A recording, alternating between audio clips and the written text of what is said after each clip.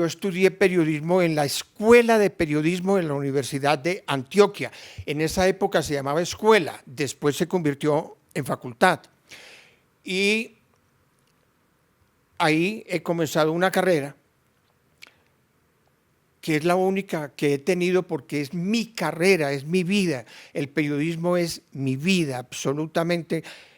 Vivo para el periodismo, nací para el periodismo y moriré siendo un periodista. Cuando yo muera, Diego, quiero que haya un epitafio que diga: aquí yace Juan Guillermo Ríos, profesión reportero. Diego, yo soy el cuarto de 12 hijos, murió uno, quedamos 11. Mi papá era pintor de brocha gorda, pintaba casas. Y mi mamá, dedicada a los quehaceres de la casa. Mi papá a veces se quedaba hasta 6 meses sin trabajo. Y ya te imaginas los malabares que hizo mi mamá y mi papá para, no solamente para darnos comida cuando él no tenía trabajo, sino para educarnos. Yo me eduqué en una escuela pública, en la escuela Santander, anexa a la Normal de Varones de Medellín, en el barrio Villahermosa, en las comunas, arriba, en las montañas de Medellín. Ahí hice yo mi primaria y fue una época supremamente importante que marcó mi vida, Diego, porque en medio de privaciones absolutamente impresionantes. Como te digo, cuando mi papá no trabajaba, no teníamos para comer. Con decirte que mi mamá agarraba los periódicos, muy viejos, periódicos viejos. Me decía: vaya a la carnicería de don Libardo, ¿no? En esa época la carne que uno compraba en la carnicería la envolvían en papel periódico. Y dígale a don Libardo que le cambie estos periódicos por gorditos, ni siquiera carne, gorditos son los desechos. Sí. Y don Libardo me recibía los periódicos y me daba unos gorditos y mi mamá los fritaba y nos daba eso con arepa. Y esa era la comida. Y esa era la comida. Ay, María, qué cosa tan dura, ¿no, Juan Guillermo? Sí. Pero mira tú cómo logran ellos. Pero Diego, se me olvidó algo. Pero cuando mi papá no trabajaba, mi mamá me decía: mi hijo, coja esa bolsa y vaya a pedir limosna, vaya de casa en casa, vaya a Boston y vaya por el centro de Medellín, de casa en casa, no pida plata, pida que le den comida para tener acá para comer. Y yo llegaba con una bolsa donde había una olla grande, yo me iba a pie y me subía a pie, y llegaba a la casa con la comida y le decía a mi mamá: mire mamá, esto fue lo que la gente nos dio. Yo pedí limosna en Medellín, Diego. Yo conozco la pobreza, sé lo que es aguantar hambre y sé lo que es pedir limosna. Por eso soy generoso. Mi papá que me dijo: vamos a trabajar. Le voy a enseñar a pintar, acompáñeme que voy a pintar una casa de una familia muy, muy importante. Por eso yo digo que si algún día me llego a quedar sin puesto en el periodismo, pues me dedico a pintar casas porque aprendí a pintar casas. Es decir, yo sé pintar casas porque mi papá me lo enseñó. Sé mezclar colores, sé cómo se hace ese trabajo de pintar casas. Entonces allá conocí a la familia Sanín y ellos se encariñaron con el trabajo que yo hacía con mi papá. Es decir, vieron un señor que pintaba casas y que llevaba un hijo. Y yo le ayudaba en esa tarea que era muy, muy, muy pesada. Y el doctor Sanín dijo, mire, quiero que usted estudie. Y me pagó el bachillerato y me llevó y me matriculó en la Universidad Pontificia Bolivariana en bachillerato. La bolivariana para la época, Diego, era la universidad, como decir la javeriana acá. Los Andes. Exactamente. Y te imaginarás una persona que toda su infancia y su juventud fue sin zapatos, a pata limpia. Y la familia Sanín me dio zapatos, me dio tenis. Yo recuerdo que mis primeros zapatos fueron unos tenis blancos, unos tenis Croydon. Los Croydon. Y yo con esos tenis Croydon y con medias blancas, era tenis blancos con medias blancas. Yo fui a la universidad y la familia Sanín me pagó el estudio. El día que yo recibí mi primer sueldo mensual, que eran como 40 o 50 mil pesos, una cosa así, creo que eran 40 mil pesos, y yo llegué con esa plata a la casa, eso hubo fiesta, porque que mi mamá me decía, mi hijo trajo plata para que comamos, mi hijo, y mi mamá era una experta, no solamente en ahorrar, en educar, sino en hacer rendir el dinero como lo son todas las mujeres. Las mujeres son especialistas en hacer rendir el dinero. Y eso fue fiesta, claro, pues llegó con plata. Me imagino que se dieron las buenas bacanales. Sí, no, pues en esa época en esa época uno no hacía mercado, sino que uno había una frase que decía, qué bueno, trajo para el diario. Yo llegué a Bogotá, llegué a emisora Nuevo Mundo en Bogotá en la 19, Caracol quedaba en la 19, con octava en esa época, y yo llegué con la ropa envuelta en una toalla, porque no tenía una maleta. Mi mamá me envolvió la ropa en una toalla y llegué el 6 de agosto de 1970. Comencé a trabajar el 7 de agosto de 1970 y don Timo León tan pronto me vio entrar con la toalla, porque yo no tenía todavía dónde dormir en Bogotá.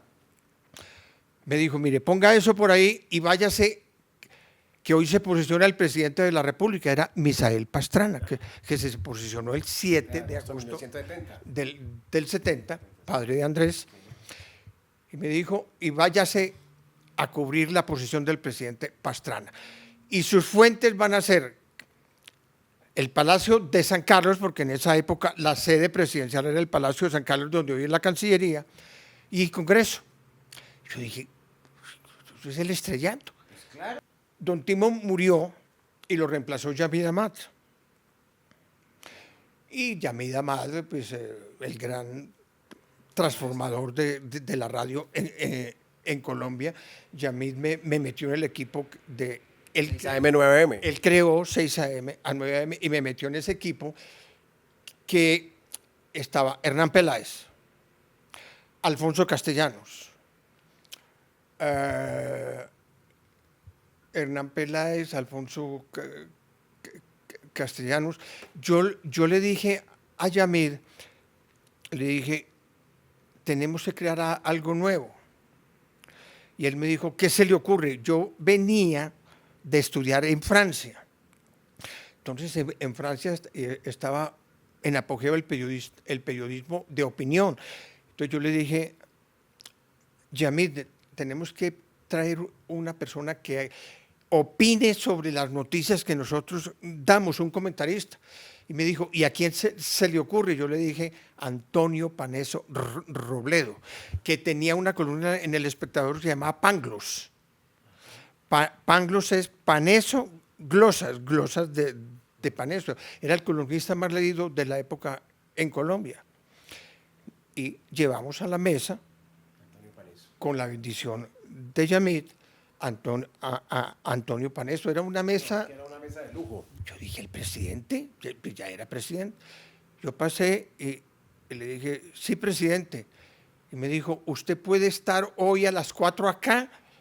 Quiero que venga a una reunión conmigo en la casa en el Palacio de San Carlos. Le dije, claro, claro, presidente, colgué.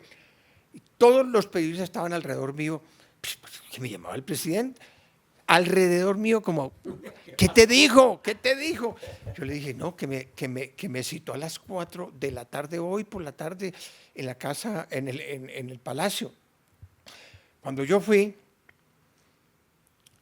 esperé un ratico, pues seguramente estaba ocupado, me recibió, me mostró unos papeles, unas cosas y me dijo, mire, y esto es para usted. Yo me puse a leer. Y era un decreto donde me nombraba diplomático en la Embajada de Colombia en Bruselas, en Bélgica. No puede ser. Yo te lo confieso, Diego, en esa época cuando yo vi Juan Guillermo Ríos nombrado secretario de la Embajada de Colombia en Bélgica, yo decía, ¿dónde queda Bélgica? La cabeza me daba vueltas. Bueno, yo llegué a Caracol como a las 5:30 y de todos los periodistas, ¿qué pasó? ¿Qué te dijo el presidente? Dije, no, me nombró en un cargo diplomático. ¿Cómo? ¿Dónde? En Bélgica.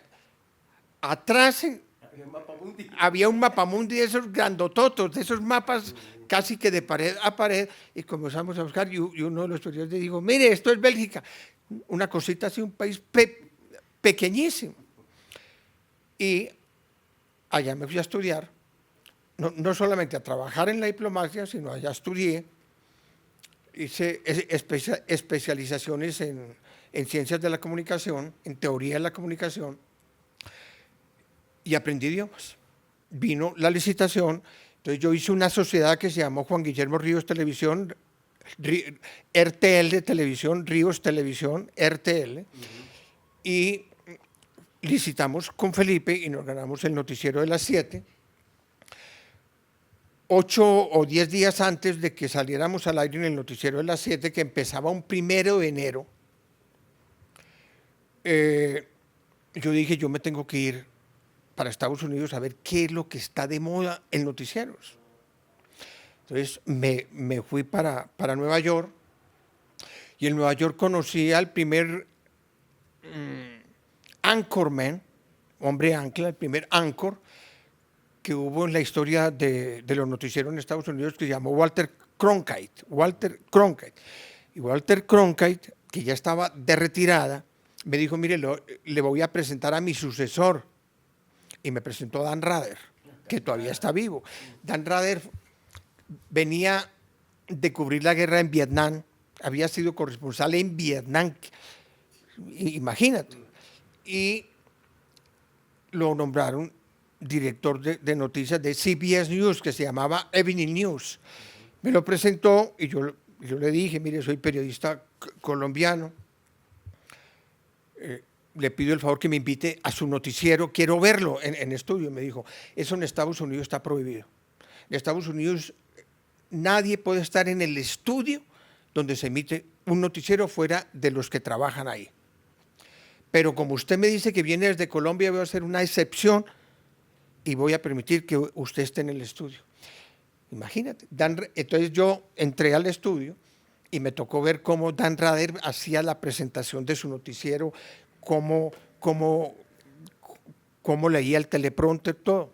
Cuando terminó, yo le dije, maestro Dan Rather, yo me voy para Colombia, voy a presentar un noticiero, ¿qué consejo me da? Él me dijo, acompáñeme a que me quiten el maquillaje.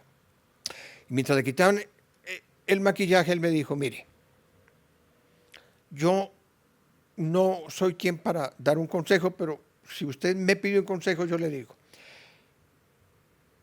no imite a nadie, sea usted mismo, cree un estilo propio, sea original, no imite a nadie, sea usted mismo, cree un estilo propio, sea original y no le tenga miedo a la crítica. porque lo van a criticar. Olvídese de la crítica. Si usted quiere triunfar en la vida, olvídese de la crítica. Yo aparecí presentando el noticiero sin leer teleprompter, improvisando. Yo no leía el libreto, yo improvisaba todo. Entonces, en esas circunstancias, empezó una carrera como presentador. Los primeros 6 meses como presentador el rating fue 0. Y Felipe López me decía, mire, usted es socio del noticiero, nos vamos a quebrar. Pero a los 7 meses el noticiero empezó a marcar 1, 2, 3, 4, hasta que se disparó y llegó a los 70 puntos. En una de estas fotos, creo que aquí hay 2 fotos históricas, hay muchas. Una foto, yo fui el primer periodista que hice, y creo que el único, que hizo un reportaje en pantaloneta en la playa a un presidente. Ahí está Alfonso López, mira, él ya era el presidente, y aquí estoy yo haciéndole en pantaloneta y en chancletas a López, que está en pantaloneta. ¿Dónde fue? ¿En una isla? ¿En San Andrés? ¿Ah? ¿Dónde fue eso? Esto fue en San Andrés. ¿Usted lo cogió ahí en pantaloneta y lo entrevistó? Y lo entrevisté. ¿Eso fue para el noticiero de las 7? Eso fue para el noticiero de las 7 y simultáneamente yo trabajaba también en El Espacio y lo publiqué en el noticiero de las 7 y en El Espacio. Y fue una época maravillosa. Y ahí en el noticiero de las 7 el rating se disparó, y se disparó simultáneamente cuando yo empecé a manejar un eslogan que tú conociste, que el país conoció, que era paz, amor y ingenio. Yo logré cerca de 70 puntos en rating. Yo recuerdo que en esa época el primer puesto en sintonía lo tenía una telenovela mexicana que creo que protagonizaba una actriz en esa época muy joven, que todavía hoy sale, Victoria Rufo. Era el primer puesto. Se llamaba, ¿cómo se llamaba esa telenovela? Que no me acuerdo, pero se llamaba La Fiera, creo, una cosa así. Y el segundo era el mío, el noticiero de las 7. Entonces, algunas personas que decían, y ahora vamos a ver la telenovela de Juan Guillermo Ríos. La segunda. Ese estilo, que me dio casi 70 puntos en rating, no le gustó al presidente de la ANDI de la época, que era Fabio Echeverry Correa. Fabio Echeverry Correa, claro. Y Fabio Echeverry dijo, ese tipo está haciendo un noticiero que no nos sirve, porque le da cabida a la oposición. Y yo le da cabida a todo el mundo. Dijo, ¿saben por qué? Porque ese tipo es un guerrillero infiltrado. Entonces Fabio Echeverry vendió la idea de que yo era un guerrillero infiltrado porque le daba cabida a todo el mundo en el noticiero, y dijo, le voy a ordenar a los afiliados a la ANDI que no le den ni un anuncio. Eso era la quiebra. Entonces era la paradoja del noticiero con mayor sintonía en Colombia, aún hoy no superado, casi 70 puntos, sin un anuncio. Y entonces, pues volvimos y nos reunimos con Felipe López y con la junta directiva de la época, y dijeron, mire, usted es socio del noticiero, el noticiero, si se quiebra, usted pierde plata. Lo mejor es que se retire un tiempo. Yo recuerdo que Felipe López me dijo, mire, aquí hay unos pasajes para que se vaya para Nueva York. Yo le dije, no, Felipe, yo no me voy, pero me retiro. Entonces me retiré del noticiero. ¿Será que esto es un cáncer? Entonces fui a donde el médico, y el médico me dijo, no, eso no es cáncer, usted no tiene cáncer, usted lo que tiene son cálculos renales. Eso los expulsa, y usted va a ver cómo expulsa esos cálculos. Pues no eran cálculos. Por eso te digo, los médicos, el médico que me trató en esa época, que ya murió, se equivocó con el diagnóstico 1 año. me dijo que eran cálculos. ¿Y el cáncer dónde era, Juan Guillermo? El cáncer empezó en el riñón izquierdo, se comió todo el riñón izquierdo, se comió luego parte del estómago. A mí me faltan varios órganos. Y duré, ya cuando los médicos dieron con el diagnóstico que era, yo recuerdo que fue un doctor, el doctor Héctor Pulido, que me vio en el hospital San Ignacio de la Javeriana.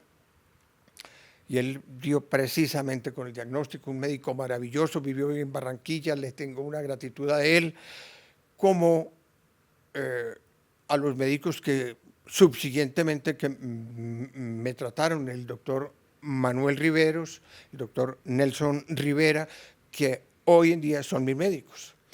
Entonces,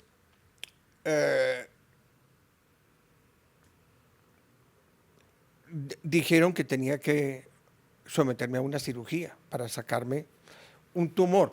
El tumor, Diego, que tenía yo en el estómago era del tamaño de un balón de microfútbol. Dios santo. Imagínate, yo me sentía con el estómago abultado. Los médicos me decían que eran otras cosas, ¿no? Y afortunadamente dieron con el diagnóstico que era un cáncer que me estaba comiendo por dentro, que me comió. Yo estuve, después de la primera cirugía del cáncer, estuve en coma cerca de 6 meses. 6 meses, cerca de 6 meses. Cuando yo salí de la clínica, salí pesando 27 kilos. Y yo recuerdo que uno de los médicos dijo, yo le pregunté, doctor, ¿cuánto cree que yo voy a vivir después de esta cirugía? Cuando ya supe que me mandaban para la casa, él me dijo, mire, lo mejor es que se vaya para su casa, esté con su familia, porque yo creo que a usted no le quedan más de 3 meses de vida. Y aquí voy. Pero el cáncer está curado. El cáncer está absolutamente curado. Era en el riñón. Se comió el riñón izquierdo y parte del estómago y de otros órganos.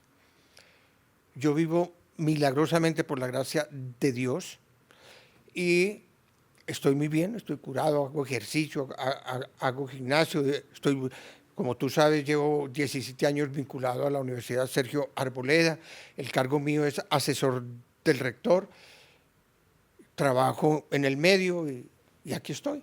Yo aprendí una cosa, Diego, que no importa cuál sea la adversidad que tú tengas en tu vida, el único hombro que no te falla es el de la familia. La familia nunca falla, nunca falla. La familia siempre, en la circunstancia en la que tú estés, en la adversidad en la que tú estés, la familia es el hombro que tú tienes para recostarte y ese hombro siempre está ahí.